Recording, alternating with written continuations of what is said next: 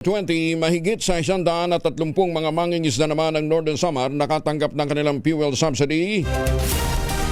Detalye ng balita mula kay Jane Khalid Bantayan, RH34 Jane Membuntag. Kinumpirma ni Northern Samar Governor Harrison Chua na sinimulan na kahapon ang pamamahagi ng fuel subsidy sa mga mangingisda ng lalawigan ng Northern Samar. Mahigit sa 130 mangingisda sa lalawigan ang nakatanggap nito. Ito ay tulong ng pamahalaan sa nasabing sektor sa gitna ng economic crisis na kasalukuyang nararanasan na layuning makapagpatuloy pa rin sa kanilang pamumuhay ang nasabing sektor sa harap ng pagtaas ng presyo ng krudo.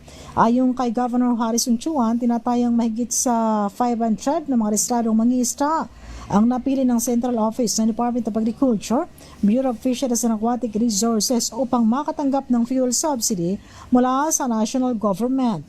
Isang pasasalamat naman sa Department of Agriculture BFAR at Provincial Economic Development and Investment Promotions Office at Provincial Agriculture Office ang ipinahayag ni Governor Chuan upang may paabot ang tulong sa nasabing sektor. Mula sa Aksyon Radyo Katarman, RH34 Jane Galit Bantayan ng DZRH. Una sa Pilipinas, una sa Pilipinas. Daghang salamat, Jane.